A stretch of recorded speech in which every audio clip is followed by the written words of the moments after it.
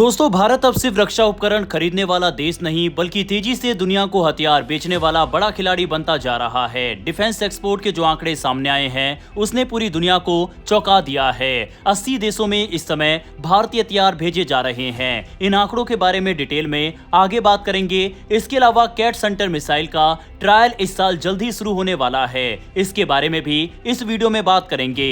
दोनों खबर काफी इंटरेस्टिंग है, इसीलिए वीडियो को अंत तक जरूर देखिएगा। साथ ही अगर आपको डिफेंस से जुड़ी डेली ऐसी वीडियो देखना पसंद है तो नीचे दिए गए सब्सक्राइब बटन को प्रेस कर बेल आइकन को जरूर दबा लें। तो चलिए शुरू करते हैं इस वीडियो को।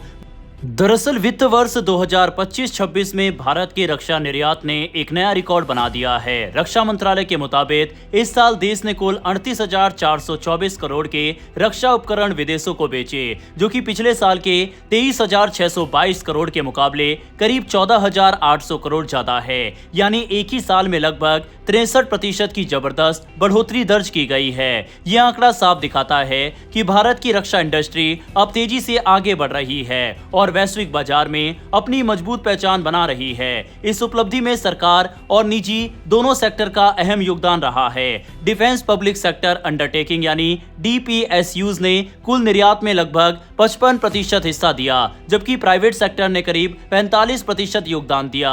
अगर रकम की बात करें तो सरकारी कंपनियों ने 21,071 करोड़ के उपकरण निर्यात किए, वहीं निजी कंपनियों का आंकड़ा 17,353 करोड़ रहा। खास बात यह है कि DPSUs के निर्यात में पिछले साल के मुकाबले 151% की बड़ी छलांग देखी गई, जबकि प्राइवेट सेक्टर ने भी 14% की स्टेडी ग्रोथ दिखाई है। रक्षा मंत्री राजनाथ सिंह ने इस प्रदर्शन की सराहना करते हुए कहा कि भारत धीरे धीरे एक ग्लोबल डिफेंस मैन्युफैक्चरिंग हब बनने की दिशा में आगे बढ़ रहा है। उन्होंने ये भी कहा कि नरेंद्र मोदी के नेतृत्व में देश एक मजबूत रक्षा निर्यातक के रूप में अपनी पहचान बना रहा है। अगर पिछले 5 साल को देखें तो भारत का रक्षा निर्यात लगभग 3 गुना बढ़ चुका है। ये सिर्फ आंकड़ों की बात नहीं है, बल्कि ये इस बात का संकेत है कि दुनिया अब भारतीय रक्षा उत्पादों पर भरोसा कर रही है। आज भारत 80 से ज्यादा देशों को रक्षा उपकरण निर्यात कर रहा है, जिसमें पूरे सिस्टम के साथ साथ छोटे छोटे पार्ट्स और सब सिस्टम भी शामिल है। एक और दिलचस्प बात यह है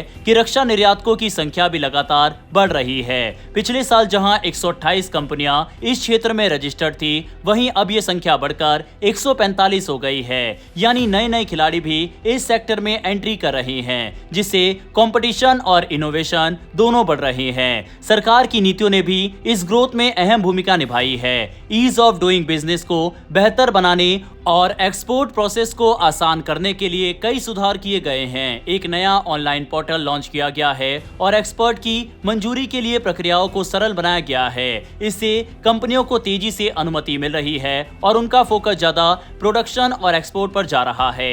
कुल मिलाकर देखा जाए तो भारत का रक्षा क्षेत्र अब सिर्फ घरेलू जरूरतों तक सीमित नहीं रहा, बल्कि ये एक बड़े ग्लोबल मार्केट का हिस्सा बन चुका है। आने वाले समय में ये ग्रोथ और तेज हो सकती है, जिससे भारत की अर्थव्यवस्था और रणनीतिक ताकत दोनों मजबूत होंगी। अब सवाल यह है कि क्या भारत आने वाले वर्षों में दुनिया के टॉप रक्षा निर्यातकों में अपनी जगह बना पाएगा?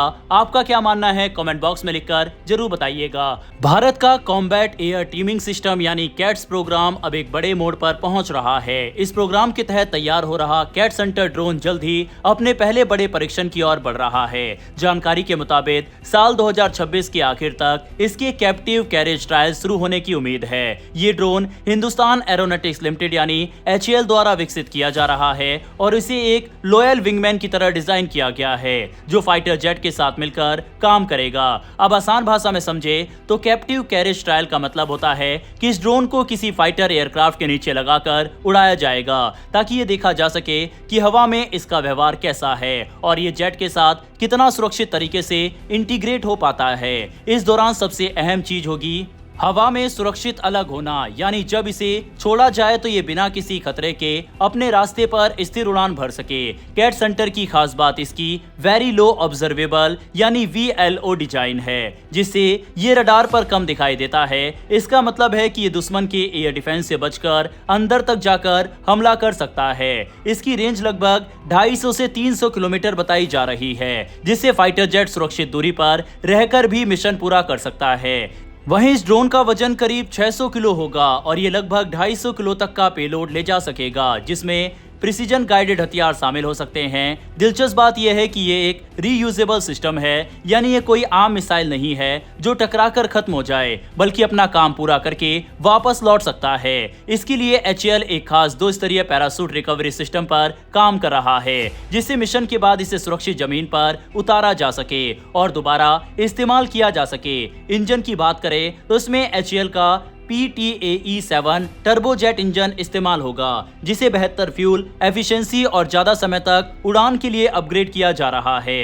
अगर सब कुछ योजना के मुताबिक चलता है तो 2027 में इसके फुल फ्लाइट ट्रायल शुरू होंगे, जहां इसकी ऑटोमेटेड फ्लाइट, हथियार छोड़ने की क्षमता और रिकवरी सिस्टम को पूरी तरह टेस्ट किया जाएगा। कुल मिलाकर कैट सेंटर भारत की भविष्य की एयर वॉरफेयर रणनीति का एक अहम हिस्सा बन सकता है, जहां मानव और ड्रोन मिलकर मिशन को अंजाम देंगे। बहरहाल दोस्तों, इस वीडियो में इतना ही। दोनों खबरों पर अपनी राय कमेंट बॉक्स में लिखकर बताइएगा। साथ ही भारत के वैज्ञानिकों के लिए कमेंट बॉक्स में एक जय हिंद जरूर लिखिएगा। फिर मिलेंगे ऐसी एक नई वीडियो के साथ। धन्यवाद। जय हिंद, जय भारत।